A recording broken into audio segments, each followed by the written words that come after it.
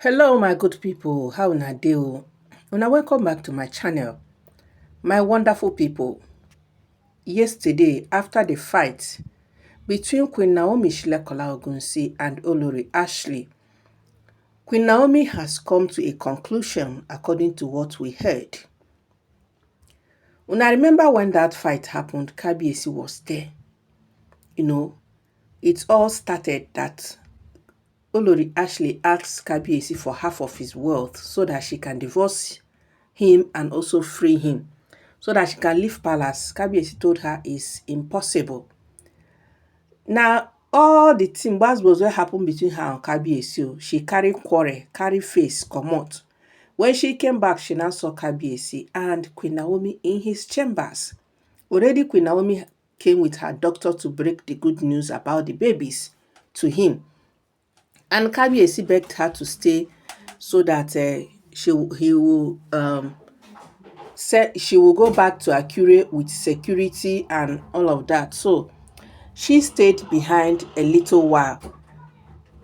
As she was there, na so Olori Ashley came back. She started, her madness, started quarreling, started shouting Queen Naomi's name for no just cause, calling her all sorts of names, that she's husband snatcher all the time she's in palace. Is she not the one that has rejected Kabiyesi? Why is she always in the palace causing nuisance?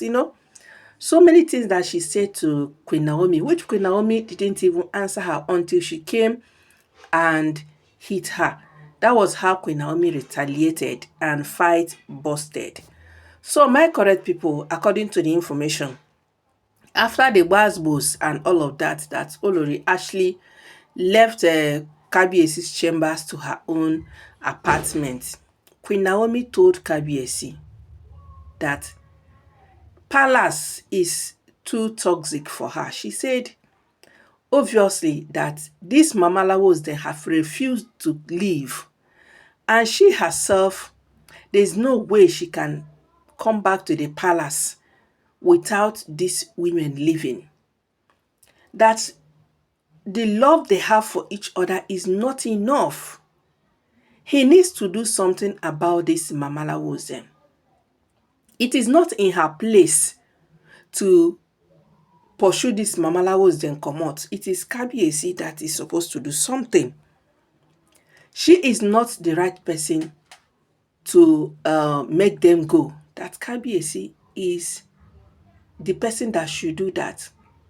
That true, he always confess he loves her. He loves Tadenikawo, the unborn babies in her womb and all of that. That she doesn't doubt his love for her, but the love is not enough. That marriage is not just all about love. There is what is called peace of mind. There is what is called joy.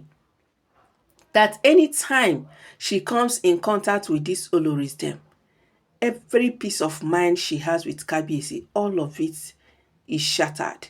The joy flies out of the window. How can she continue coming like a stranger into the palace? And anytime she comes, one of them must put up a fight with her. How long is she going to live her life like this? How long is she going to put up with this embarrassment and all fight every day anytime she steps her feet in the palace? She told Kabiyesi, she coming back to the palace must be under condition that he must do something about this Olorism, or else she will remain in Akure and never come back to the palace. Because obviously these women will not let her have peace of mind. They will not let her enjoy her husband nor her marriage. What is use of marriage if you cannot even have a moment of peace? If she is not fighting them physically, she is fighting a battle with them spiritually. She is fighting with them in one way or the other. Anywhere she turns to, one attack or the other, physically and spiritually. That this is getting to how she cannot continue like this. She cannot continue to risk her life and that of her children because of marriage or because of love. That sometimes in marriage, love is not enough if the right thing are not being done, if the right decisions are not being taken, if the people that are interfering in the marriage are not being put in their place, then how can there be joy? How can there be happiness in such marriage? When these mamalawos then keep interfering with her, with anything that makes her happy, they must make sure they come and spoil it and make her sad and unhappy throughout that day. Though some persons are asking, why is Queen Naomi not going back to palace? Why is she not returning back to palace to her husband? My people, oh, if Queen Naomi goes back to the palace, these oloris then, what they will do, the battle will be like times 10 of what she is fighting right now. How long will she keep fighting for Kabiesi's love, for this marriage?